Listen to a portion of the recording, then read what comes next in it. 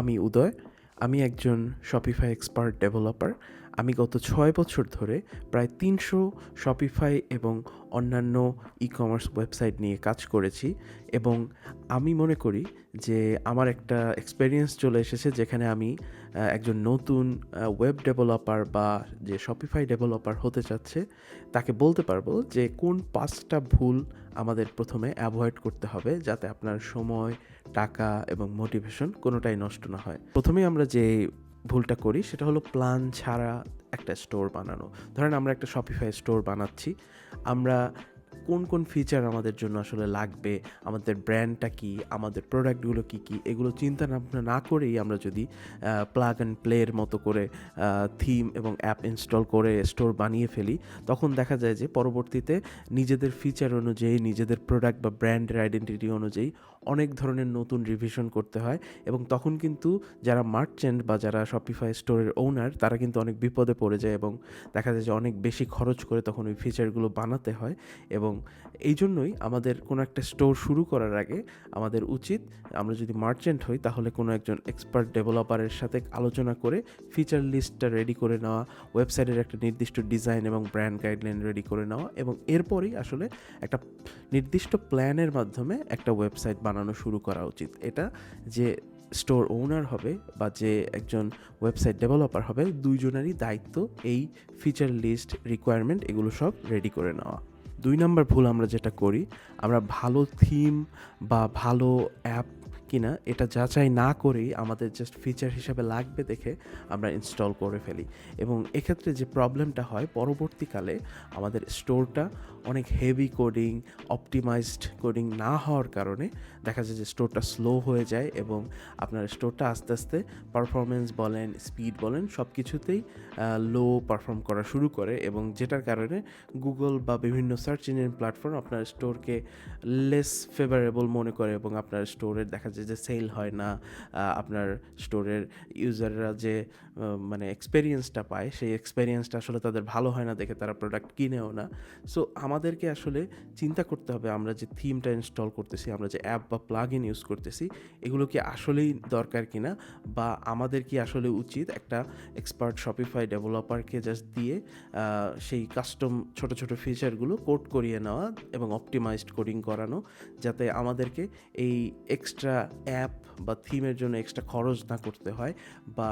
দেখা যায় যে ভালো ডকুমেন্টেশন নেই, ভালো সাপোর্ট নেই, এরকম একটা সার্ভিস ইউজ করতে হয়। সো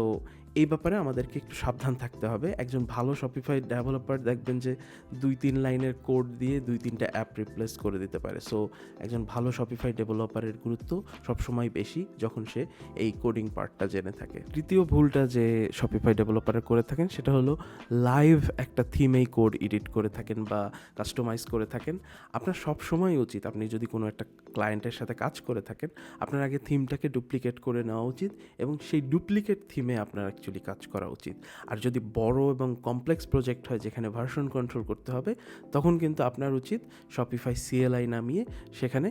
VS কোড বা অন্যান্য টুলের মাধ্যমে ব্যবহার করে তারপর আপনার গিটহাব বা অন্যান্য প্ল্যাটফর্মের মাধ্যমে এই থিমের ভার্সনটা কন্ট্রোল করা। সো কখনোই লাইভ থিমে কোড এডিট করবেন না, কারণ থিমে যদি কোনো ব্রেক হয়, কোনো এরর হয়, তাহলে পুরো সাইট বন্ধ হয়ে যেতে পারে। ফোর্থ ভুল, যে স্টোর ওনার বা যে আপনার ক্লায়েন্ট তার সাথে ভালোভাবে ক্লিয়ার ইনস্ট্রাকশনগুলো কমিউনিকেট না করা। এটার মানে কি, ধরেন আপনার কাছে একটা ক্লায়েন্ট এসে বললো যে আমার একটা পপ আপ লাগবে বা আমার একটা ল্যান্ডিং পেজ লাগবে যেটা অনেক সুন্দর। এটা কিন্তু কোনো ক্লিয়ার ইনস্ট্রাকশন না। আপনি তাকে জিজ্ঞেস করতে পারেন যে আপনার কি কোনো রেফারেন্স ওয়েবসাইট আছে যেটা আমি দেখে তারপর সেই অনুযায়ী ওয়েবসাইটটার ল্যান্ডিং পেজটা সাজাবো, বা রেফারেন্স কোনো পপ আপ আছে কিনা, আপনার কাছে কি কোনো ফিগমা প্রোটোটাইপ ডিজাইন আছে কিনা, আপনার কাছে কি কোনো যে কোনো অ্যাডোব ফটোশপ ডিজাইন বা যে কোনো কিছু আছে কিনা, সেই ব্যাপারগুলো কিন্তু জানা দরকার। তারপর ফন্ট কালার, হেক্সাকোড, ফন্ট ফ্যামিলি এগুলো ঠিকঠাক মতো আছে কিনা, এগুলো কিন্তু আপনার জিজ্ঞেস করে নেওয়া দরকার যদি আপনি ফ্রন্ট এন্ড ডেভেলপার হয়ে থাকেন। আপনার সবসময় উচিত, এটা ১ নাম্বার পয়েন্টেও আমি বলেছি, যে ক্লায়েন্টের আগে কি কি রিকোয়ারমেন্ট আছে, তার কি কি প্রয়োজনীয় ফিচার রয়েছে ওয়েবসাইটের জন্য, এবং সেগুলো কিন্তু আপনার একটা লিস্ট করা উচিত এবং এর অনুযায়ী আপনার বাজেট এবং এই যে প্রজেক্টের যে টাইমলাইন এটা সেট করা উচিত এবং এভাবেই আপনার উচিত ক্লায়েন্টের সাথে ক্লিয়ার কমিউনিকেট করে ধরেন আপনি তাকে বলতে পারেন আপনি আমাকে একটা লুম স্ক্রিন রেকর্ড ভিডিও করে বলেন আপনার কি দরকার, বা আপনি তার সাথে একটা ডিরেক্ট লাইভ কনভারসেশন করতে পারেন, বা সরাসরি দেখা করার পসিবল না হলে আপনি একটা জুম কল বা গুগল মিট কলে আপনি তাদের সাথে কথা বলে নিতে পারেন। বাট সব সময় আগে ক্লিয়ারলি কমিউনিকেট করে তারপর কিন্তু আপনার যে কোনো একটা প্রজেক্ট শুরু করা উচিত, যাতে পরবর্তীতে প্রচুর রিভিশন, প্রচুর লেন্দি হয়ে না যায় এবং আপনার ক্লায়েন্টের সাথে অ্যাজ এ রেজাল্ট একটা খারাপ সম্পর্ক হয়ে না যায়। এই জন্য সবসময় শুরুতে আপনার ক্লিয়ার কমিউনিকেট করে নিতে হবে। আরেকটা মেজর ভুল এবং যেটা আপনার সব সময় একজন ডেভেলপার হিসাবে অ্যাভয়েড করতে হবে, এবং আপনি যদি কোনো একটা ক্লায়েন্টকে কনসাল্ট করেন আপনার তাকে জানাতে হবে, সেটা হলো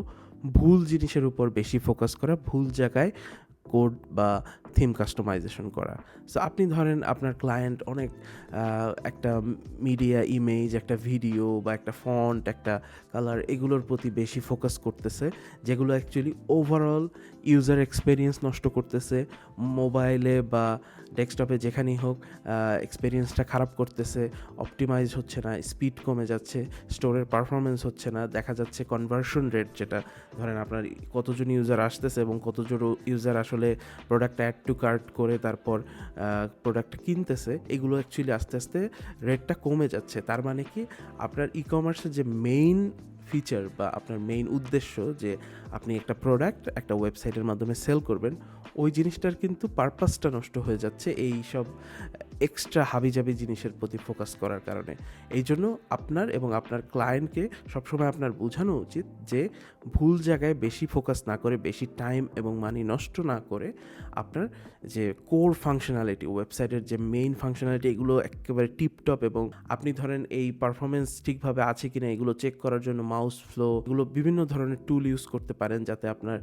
ওয়েবসাইটের ইউজার এক্সপেরিয়েন্সগুলো আপনি ঠিকভাবে চেক করতে পারেন। এবং সবসময় আপনার চিন্তা করতে হবে যে মোবাইল ফার্স্ট ডিজাইন। তার মানে আপনি দেখবেন যে almost 100% of the e commerce store বা ওয়েবসাইট মানুষজন অ্যাকচুয়ালি মোবাইল দিয়ে এখন ভিজিট করে থাকে। তো 90%-এর মতো মানুষই দেখা যাবে মোবাইল দিয়ে ভিজিট করতেছে। সো আপনার সবসময় যে কোনো website at least e commerce store বানানোর জন্য মোবাইলে সবচেয়ে সুন্দরভাবে ডিজাইনটা আসতেছে কিনা, অপটিমাইজ হচ্ছে কিনা, ডিজাইনটা রেসপন্সিভ কিনা, রেসপন্সিভ মানে মোবাইলে, ডেস্কটপে, ট্যাবলেটে, যে কোনো ডিভাইসই খুব সুন্দরভাবে আপনার ওয়েবসাইটটা যেভাবে আপনি দেখাতে চাচ্ছেন সেভাবে আসতেছে কিনা, সেই ব্যাপারগুলোর উপর আপনার বেশি ফোকাস করা উচিত। সো এই 5টাই ছিল আমার একজন শপিফাই ডেভেলপার জন্য পরামর্শ যে আপনি কোন 5টা ভুল অ্যাভয়েড করা উচিত যখন আপনি একটা ওয়েবসাইট প্রজেক্ট হাতে নেবেন। এবং আপনার যদি কোনো সাহায্য লাগে অবশ্যই আমার পেজে, উদয় 3.0 পেজে আপনি নক করতে পারেন। এছাড়াও আমার এই শপিফাই যে অ্যাডভান্সড কোর্সটা রয়েছে, এটা যদি আপনি কিনতে চান তাহলে কিন্তু আপনি ডেসক্রিপশনে দেওয়া বা কমেন্টে দেওয়া লিঙ্কে চলে যেতে পারেন এবং সেখানে গিয়ে কিন্তু আমার কোর্সে এনরোল করতে পারেন, যেখানে আমি আরও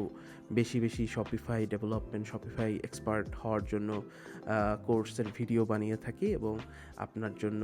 আপনি একজন ফ্রিল্যান্সার বা শপিফাই ডেভেলপার হিসাবে কিভাবে সাকসেসফুল হতে পারেন সে ব্যাপারে আমি পরামর্শ দিয়ে থাকি। সো কোর্সটা আপনারা চেক করে দেখতে পারেন। সবাইকে অসংখ্য ধন্যবাদ।